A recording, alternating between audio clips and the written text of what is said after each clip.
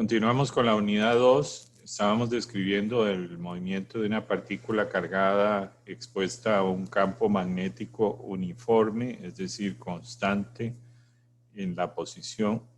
Lo que vamos a hacer ahora es ver un video que nos va a representar el movimiento que hacen las partículas cuando se exponen a un campo magnético y entonces poder verlo como una animación y no solo como una imagen fija. Aquí lo que tenemos es un campo magnético con el norte, el sur. Observen, esas rayas representan las líneas de campo magnético y vemos como cuando viene una partícula cargada que viene con una velocidad v, se expone al campo magnético, aparece la fuerza de Lorentz, la carga v cruz b, y como describimos antes, da origen a esa fuerza centrípeta que está representada por esa letra F verde. Observen que es una fuerza hacia el centro del círculo, mientras que la velocidad termina siendo un vector perpendicular al círculo. Entonces, la velocidad de la partícula y la fuerza centrípeta hacia el centro hace que se forme un círculo de radio R, que lo hemos llamado radio de Larmor. La fuerza depende de la carga, depende de la velocidad, depende del campo magnético, como pueden observar aquí.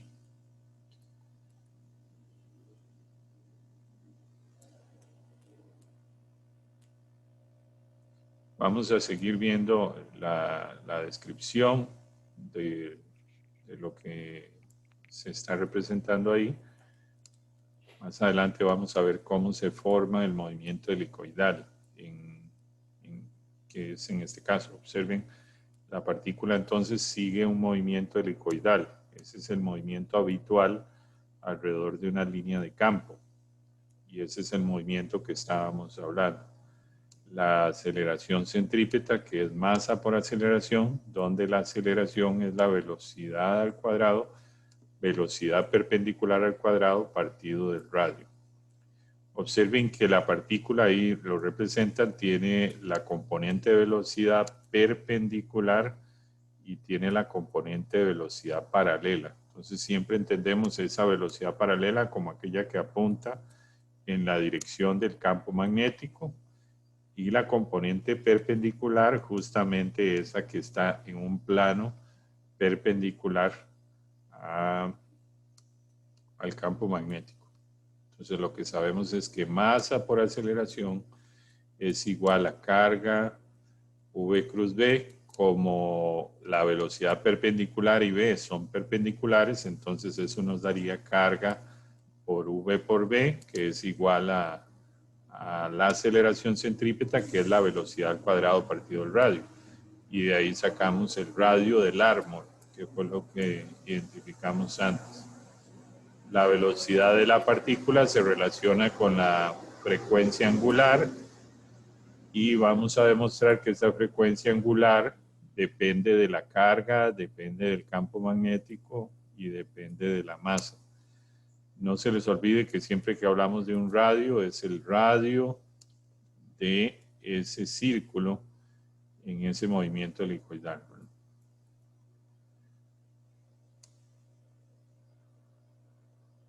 El periodo de ese movimiento circular sería 2pi partido la frecuencia angular o 1 partido la frecuencia lineal. Sería el tiempo en que la partícula completa un giro en ese movimiento circular como tal.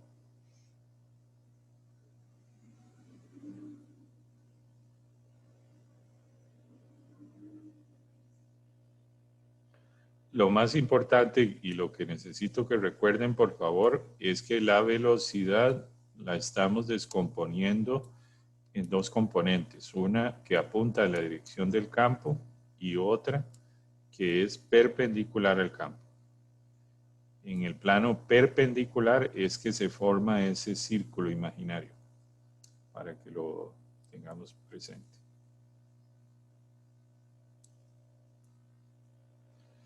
Muy bien, ahora vamos a empezar a hacer un análisis con ciertas condiciones, partiendo de condiciones simples para luego ir a situaciones más complejas. Fernanda, me parece que usted quería hacer una pregunta. Sí, profe, tengo una duda respecto al video. Eh, bueno, y también en general. Digamos, nosotros estamos asumiendo que solo hay una línea de campo, pero como se ve en el video, hay más de una línea de campo. ¿Cómo hacemos como para que las otras líneas de campo no vayan a afectar eh, a el movimiento de la partícula? Porque, bueno, no sé si se entiende mi pregunta. Digamos, con todas esas líneas de campo que se encuentran, no debería afectarlas todas y no tendría ese movimiento como tan perfecto que se ve en el video. No sé si... Ujú, ujú. Sí, su pregunta es muy interesante. Digamos, la partícula cuando entra con una velocidad, ella siempre va a formar un círculo concéntrico con apenas una línea de campo, que es la línea de campo que estaría en el centro como tal. ¿De qué va a depender esa distancia entre la partícula de donde entró y esa línea de campo central? Bueno, va a depender del radio del árbol, que el radio del árbol depende de la masa, del campo magnético. Entonces, esa distancia va a ser dependiente de la masa, del campo magnético, pero siempre ella cuando entra va a hacer el círculo con las características que tenga, ¿verdad? Magnitud de campo. Vea que ahí en el dibujo, y así está representado, es un campo magnético uniforme. Quiere decir que el campo es el mismo en cualquier posición. Entonces, al ser el mismo en cualquier posición, la partícula nada más hace un movimiento circular con la línea de campo que sea concéntrica en relación al radio largo. Si el campo magnético variara con la posición, ya eso sería otra cosa, ya ahí sí podrían haber afectaciones en el movimiento de la partícula, pero en este caso estamos considerando que el campo magnético es uniforme, es el mismo en cualquier posición. Entonces, a pesar de que hay varias líneas de campo, todas tienen la misma magnitud, todas tienen la misma dirección. Entonces, la partícula nada más entra y a una distancia radio del árbol, ella empieza a girar en torno a esa distancia con una de las tantas líneas de campo concéntricas. Sí, María Fernanda. Sí, ok, ese sería como un caso súper ideal, pero por Ujú, ejemplo, para los dispositivos de confinamiento magnético, yo sé que hay veces en el cual se crean como islas magnéticas que se ujú. concentran más en un lado y de otro. ¿Cómo afectarían Sí, ese caso claro, cuando se llama eso? claro, eso desde luego sí afecta. Nosotros vamos a ir escalando en complejidad, ¿verdad? De momento estamos empezando con el escenario de que el campo magnético sea uniforme, sea constante en la posición. En el momento que el campo magnético nos cambie con la posición, ya empiezan a aparecer otras situaciones, que es lo que vamos a hacer más adelante. Más adelante vamos a analizar qué pasa si el campo magnético cambia con la posición, qué pasa si el campo magnético cambia con el tiempo. Todo eso lo vamos a ir analizando más adelante. Entonces, cuando lleguemos a esa parte, ya podríamos entrar en discusión de eso que usted dice, que desde luego sí está presente. Gracias. Entonces, con gusto. Presten mucha atención en lo siguiente. Vamos a comenzar con un escenario lo más simple posible. El campo magnético solo está en la dirección Z y tiene una magnitud B. Vean que aquí representé, por un tema de dibujo que tenía, representé la coordenada X hacia arriba, la coordenada Y en el horizontal, y si usted orienta sus dedos de X hacia Y, le queda que Z, quedaría hacia adentro de la diapositiva. Entonces, nosotros vamos a tener el movimiento de esta partícula que como el campo, observen, el campo está en Z, porque la X, estamos viendo la cola del vector campo, entonces el campo magnético apunta hacia adentro de la diapositiva y la partícula va a ser el movimiento circular que ya hemos descrito, ¿verdad? Observen que estamos analizando únicamente un escenario donde el campo magnético es constante. No estamos considerando todavía la posibilidad de que exista un campo eléctrico. Por tanto, el campo eléctrico es cero. Entonces, este término de aquí desaparece. Esta carga se va a multiplicar por V cruz B. Y entonces tenemos, como podemos ver, masa por la derivada de la velocidad respecto al tiempo, que no es más que la aceleración, igual a carga V cruz B. Entonces, la sumatoria de fuerzas, masa por aceleración, es igual a la única fuerza que está presente, que es una fuerza magnética. No hay fuerzas eléctricas porque estamos considerando que el campo eléctrico es cero, completamente cero. Muy bien, seguimos adelante. Entonces, como yo sé que masa por aceleración es igual a sumatoria de fuerzas y que tengo una única fuerza, pues ahora tengo que afanarme en ver cuánto obtengo de esa fuerza si la analizo desde el producto vectorial V cruz B. Entonces, recuerdo, V cruz B por carga.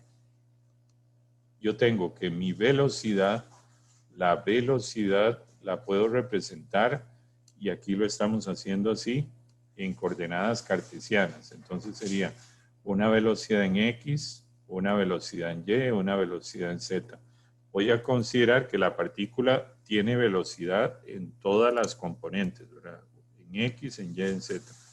Pero si recordamos, establecí como condición rigurosa que el campo magnético únicamente apunte en Z. Por lo tanto, campo magnético solo hay en Z. No tenemos campo magnético en Y, es cero, y no tenemos campo magnético en X. ¿Por qué eso? Porque así lo estamos eligiendo para describir el movimiento de la partícula, ¿verdad? Estoy diciendo nada más que el campo va en Z, que es como el video que estábamos viendo ahora. Usted puede representar Z como esa coordenada a lo largo de esas líneas, ¿verdad? Ese es el escenario que estamos analizando. Pero que la partícula tiene velocidad en X, velocidad en Y, velocidad en Z.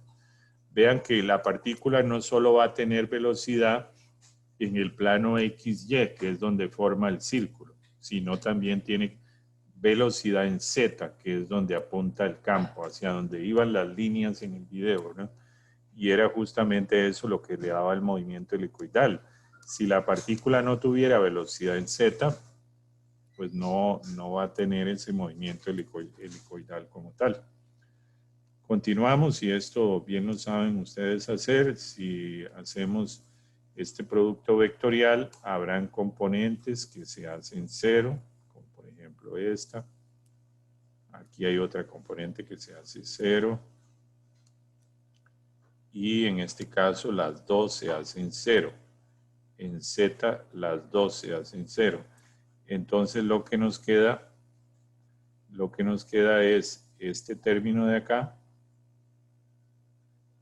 en la coordenada X. X techo es el vector unitario en el eje X. Entonces de aquí obtengo este término de acá. Luego me voy a lo que me quedó en la dirección de Y. Y techo es el vector unitario en la dirección de Y. Y observo que lo que me quedó es menos carga por VXB. Y aquí lo tengo. Menos carga. Y todo eso en la dirección Y techo. Y en Z lo que vemos es que dio cero. Entonces me queda 0 por el vector unitario en Z. Entonces logro ver que esta fuerza, carga V cruz B, esta fuerza, que es la única que estoy considerando porque no hay campo eléctrico, es una fuerza que tiene componentes en X y en Y, pero no tiene componente en Z. Y adelantemos desde ya. Si no hay componente en Z, ¿cómo es el movimiento en Z? Es un movimiento con velocidad constante, porque claramente si no hay fuerza en Z, no va a haber aceleración en Z. Entonces la velocidad va a permanecer constante. Únicamente vemos fuerza en X, fuerza en Y ya nos podemos adelantar que en el plano XY vamos a tener fuerza en X, fuerza en Y eso no es más que el vector fuerza centrípeta, que es el que hemos visto que da origen al movimiento circular. Seguimos. Entonces ya determinamos que tenemos las componentes así.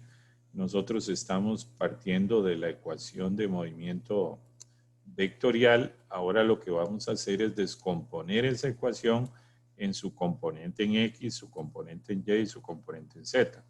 Como la velocidad tiene componente en X, en Y, en Z, entonces yo me preocupo por anotar únicamente la componente en X de esta ecuación de arriba. Esto es una ecuación vectorial, la que está aquí.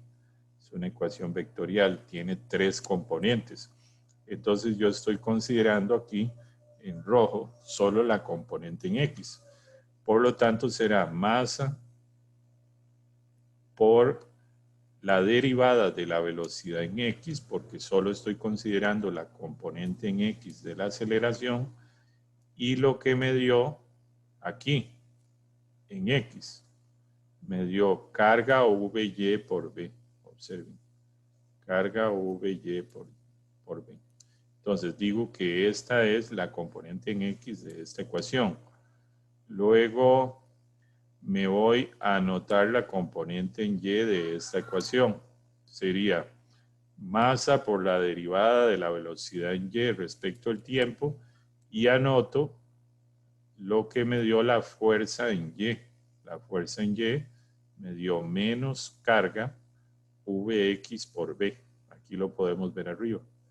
De igual manera, anoto la componente en Z, masa por derivada de la velocidad en Z respecto al tiempo, y lo que me dio la componente en Z, pero en Z me dio 0. Entonces, masa por aceleración es igual a 0. Claro, masa por aceleración igual a 0 implica, como ustedes bien saben, si yo integro esto, velocidad en Z constante.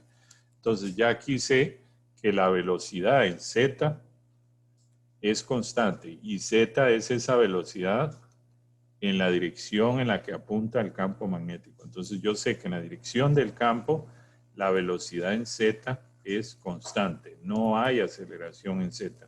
La aceleración solo está en X y en la componente roja y en la amarilla, porque claramente aquí podemos ver que esto es la aceleración en X y esto es la aceleración en Y. Entonces tengo una aceleración en X y una aceleración en Y sé que la aceleración en Z es 0. Si la aceleración es 0, la velocidad es constante. Seguimos. Muy bien. Ahora vamos a trabajar con la siguiente notación. Presten atención a esto. Voy a llamar la derivada de la velocidad en X respecto al tiempo. Le voy a poner una etiqueta para que no sea así. Si ustedes observan, pues esto queda muy grande y estar copiando esto muchas veces más bien se ve un poco raro. Entonces lo que se acostumbra es representar la derivada de la velocidad en X representarla como Vx con un punto arriba. Cuando yo veo ese punto arriba, lo que tengo que recordar es que eso se está derivando respecto al tiempo. Lo que estoy haciendo aquí es nada más cambiando de notación. Estoy diciendo que la derivada de Vx respecto al tiempo, de ahora en adelante, la voy a representar como Vx punto. Recordando que ese puntito arriba lo que representa es que se le está aplicando una derivada en el tiempo a esa componente de velocidad. De igual manera, la derivada de la velocidad en y respecto al tiempo la represento de aquí en adelante, de ahora, como vy punto. Me acuerdo que el punto siempre corresponde a derivada respecto al tiempo. Y aquí abajo hago lo mismo. Es un tema de notación, nada más. Decidí llamarlo así por un tema de simplificar un poco la notación. Si yo vuelvo entonces a las ecuaciones que tenía antes, y aquí me voy a devolver para que quede bien claro, voy a representar esto en rojo. En esta componente en X, esto que tengo aquí no es más que Vx punto. Observen. Entonces yo de aquí, de esta ecuación, podría despejar Vx punto y decir que Vx punto es igual a carga por Vy por B partido de M. Entonces lo que vamos a hacer es que vamos a empezar a cambiar esta notación de tal manera que esto lo voy a llamar ahora Vy punto y esto lo voy a llamar Vz punto. Es nada más cambiando la notación, nada más, para trabajar de una manera más simplificada. Entonces, teniendo eso, observen el objetivo aquí, voy a ponerlo en rojo, el objetivo aquí es despejar Vx punto. Entonces yo despejo Vx punto y me da esto de aquí. En la otra ecuación despejo Vy punto de esta ecuación que está aquí. Y lo que me da es que Vy punto es esto que está aquí. Simplemente la masa la pasé a dividir acá. La masa la paso a dividir y me queda así. Bueno, de igual manera aquí, si despejo la velocidad Vz punto, la masa pasa a dividir, queda 0 partido por masa, que sería 0, y Vz punto es 0. Recuerden que Vz punto es la derivada de Vz respecto del tiempo. O sea, esto no es más que la aceleración en z, porque es la derivada de la velocidad en z. Entonces la aceleración en z es 0, mientras que la aceleración en x sí tiene un valor y la aceleración en y sí tiene un valor. Entonces, presten mucha atención a esto. Lo que hice fue volver a copiar estas tres ecuaciones. Esta y esta. Copié las tres. Entonces, presten mucha atención para que no se pierdan. Copié las tres ecuaciones. Aquí tengo una, aquí tengo la otra y aquí tengo la otra. Lo que voy a hacer ahora es a la primera ecuación, que ya la despejé, Vx punto, ya la despejé y la tengo así. De esta obtuve esta otra. Ahora lo que voy a hacer es esto lo voy a derivar de nuevo respecto al tiempo. Ya está una vez derivado respecto al tiempo, por eso tiene un punto. Si lo derivo de nuevo respecto al tiempo, le pongo un nuevo punto. Entonces, 2 puntos significa que Vx ha sido derivado 2 veces respecto al tiempo. Eso es lo que significa Vx 2 puntos. La carga es constante, el campo magnético es constante, la masa es constante. Entonces, si derivo a este lado, tengo que derivar Vy. Claro, la derivada de Vy respecto al tiempo es Vy punto. Las constantes permanecen igual. Muy bien, ahora concentrémonos en la ecuación siguiente. En esta ecuación que está aquí, yo despejé Vy punto y obtuve esto que está aquí. Pero presten ustedes atención que Vy punto, yo lo podría sustituir aquí. Vy punto es esto que está aquí.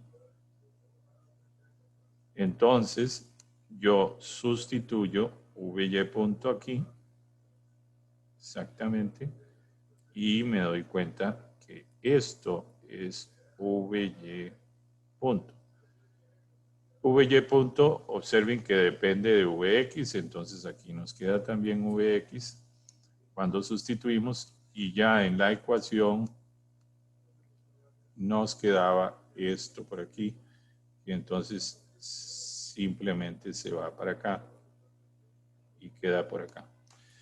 Entonces, observen que me queda Vx 2 puntos, simplemente lo transcribo, y este multiplicado por este, si ustedes ven, es lo mismo, es carga por B partido de M. Ahí hay un menos nada más, el menos lo pongo adelante, listo, pero queda esto multiplicado por esto mismo, con lo cual queda al cuadrado todos los términos, y aquí nos queda el Vx, nada más. Entonces, si vemos con cuidado, lo que tenemos aquí es carga por B partido de M, todos los términos al cuadrado, nos queda Vx por acá y nos queda Vy por acá. Entonces aquí lo que tenemos es una ecuación diferencial. Lo que tenemos que hacer ahora es resolver esa ecuación diferencial, es decir, encontrar la solución Vx para saber con eso cuánto es la velocidad en X. Luego llegaremos a hacer el mismo ejercicio para encontrar la velocidad en Y y tendríamos entonces la solución de la velocidad en X y la velocidad en Y en función del tiempo. Y ustedes saben que si tenemos la velocidad en X, podemos encontrar la posición en X, y si tenemos la velocidad en Y, podemos encontrar la posición en Y. Entonces, ¿a qué vamos con todo esto? Lo que buscamos son ecuaciones que nos den la velocidad en X en función del tiempo, la velocidad en Y en función del tiempo, y a la vez ecuaciones que nos den la posición en X en función del tiempo y la posición en Y en función del tiempo. Eso es justamente lo que buscamos y lo que pretendemos hacer aquí, y que vamos a terminar de hacer el análisis en la siguiente clase.